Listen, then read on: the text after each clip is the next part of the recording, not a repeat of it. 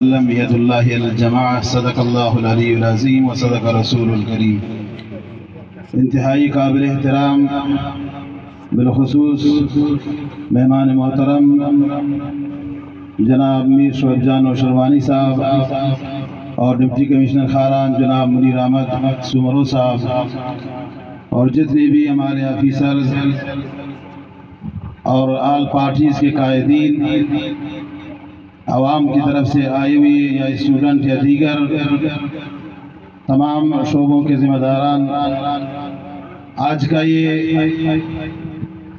کلی کچہری جو منعقد کی جاتی ہے عام طور پر اسی وجہ سے کہ تاکہ لوگ جو ہر وقت اپنے مسائل آفیسر تک یا ذمہ دار تک نہیں پہنچا سکتے، تو یہ بہترین ان کے لیے اسٹیج ہے، بہترین فورم ہے کہ یہاں پر وہ آسانی سے اپنے مسائل پیش کر سکتے ہیں۔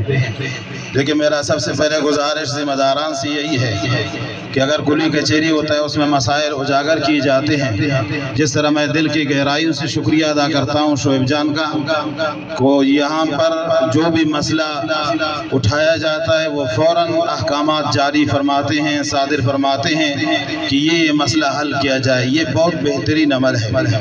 حضرت عمر رضی اللہ تعالیٰ عنہ کے دور خلافت میں سال میں ایک مرتبہ کلی کچہری حرم پاک میں منعقد ہوتا تھا۔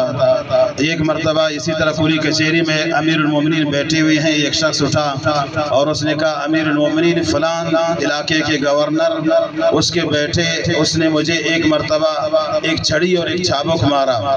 حضرت عمر رضی اللہ تعالیٰ عنہ اٹھے اور گورنر موجود نہیں تھا، اس کے لیے سواری بھیجا، فوراً اس کو منگوایا۔ وہ جب آیا یہاں پر پہنچ گیا، اس کو اٹھایا اور اس کے بیٹھے کو اٹھایا اور اس مظلوم بندے کو بھی اٹھایا کہ آپ پر کس نے چھڑی مارا ہے؟ تو اس نے کہا گورنر نے مارا یا اس کے بیٹے نے؟ اس نے کہا اس کے بیٹے نے۔ حضرت عمر رضی اللہ تعالیٰ عنہ نے گورنر کے بیٹے کو درخت پر باندھ کر اور اس کو چھڑی ہاتھ میں دے دیا، کہا اپنا انتقام اس سے لے لو، اپنا بدلہ اس سے لے لو اور ظلم بھی نہ کرو، جیسے اس نے آپ کو مارا ہے اسی طرح مارو۔ تو کلی کچہری کا مطلب بھی یہی ہوتا ہے، اسی وقت لوگوں کے مسائل حل کیے جائیں۔ میں شکر گزار ہوں جتنے بھی یہاں پر ذمہ داران بیٹھے ہیں کہ وہ ہر ایک کو موقع دے رہے ہیں کہ وہ اپنے مسائل پیش کریں۔ امن کے بارے میں کردار ادا کرنا چاہیے کہ ہم خاران کو امن کے گہوارہ بنا دیں۔ اگر آج ماسٹر پلان بنانے ہم جا رہے ہیں لیکن اگر امن نہیں ہوگا، میں آج بھی آپ کو کہوں گا کہ آپ کا ماسٹر پلان ناکام ہوگا۔ آپ دیکھیں سراوان کے روڈ پہ کام چل رہا تھا، مشینری جلا دیے گئے، اور واش روڈ پہ کام چل رہا تھا، مشینری جلا دیے گئے۔ یہ کیا ہو رہا ہے؟ اس لیے الحمدللہ آپ بڑے عہدے پر ہو، آپ وزیر اعلیٰ صاحب کے دست راست ہو، آپ امن کے لیے کچھ احکامات جاری فرمائیں۔ چور وہ عدالت پہ پہنچ جاتا ہے، اس کا ضمانت ہو جاتا ہے، وہ فوراً چھوٹ جاتا ہے۔ یہی چور پھر چوری سینہ زوری کے ساتھ کرتا ہے۔ یہ کیا چور پکڑے تو جاتے ہیں، کہیں بھی پکڑے گئے۔ آج بھی میں کہتا ہوں وہ ایسے چور جس نے ایک چور کو پکڑا تھا اور موٹر سائیکل اسے پکڑا تھا، موبائل بھی اسے پکڑا گیا تھا چور سے، اور میں اور ڈپٹی کمشنر صاحب نے اپنے ہاتھ سے ان کو انعام دے دیا، لیکن وہی چور آج آزاد ہے پھر رہے۔ موٹر سائیکل برآمد ہو گیا، موبائل ابھی تک بند ہے لیکن چور آزاد ہے۔ میرے گھر پہ چوری ہو گیا، چور ابھی تک آزاد ہے پھر رہے ہیں۔ اس یہ بھی ایک بڑا سنگین مسئلہ ہے کہ چور یہ ریا کیوں ہو جاتے ہیں؟ اگر اس میں سستی پولیس کا ہے تو وہ اپنا FIR ہے یا رپورٹ ہے وہ کیوں مضبوط نہیں بناتے؟ اگر اس میں کمزوری عدالت اور وکلا کا ہے تو ان کے ساتھ بھی ہم بیٹھے کہ ہمارے وکلا برادری بھی ہمارے ساتھ تعاون کریں، ججز بھی ہمارے ساتھ تعاون کریں۔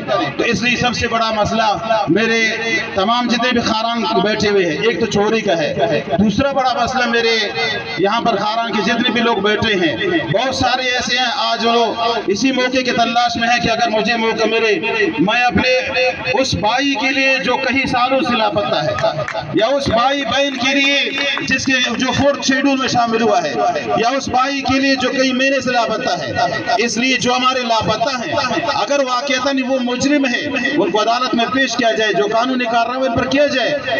لیکن اٹھانا اور پھر کوئی غیر مجرم ہے، ابھی مثال کے طور پر ایران سے ہمارا ایک حافظ عدنان تقریباً 10 دن پہلے بیچارہ ایران سے 2 سال ایران میں ہوا، کام کرنے کے سلسلے میں گیا تھا روزگار میں، وہاں سے جب آیا پاکستان پہ پہنچا، پاکستان کی زمین پر وہ لاپتہ ہے، 10 دن سے زیادہ ہے وہ لاپتہ ہے۔ تو اس لیے ان چیزوں پر بھی بہت سارے لوگ ہیں وہ پریشان ہیں انہی مسائل پر بھی کہ اب آپ تعاون کر رہے ہیں الحمدللہ، اور مسئلہ ہے سارے تعاون کر رہے ہیں، عوام بھی تعاون کر رہا ہے، تو مجھے امید ہے کہ انشاءاللہ جو خاران کے فرزندان ہیں وہ لاپتہ ہے، ان کے لیے ہم سب کو کردار ادا کرنا چاہیے۔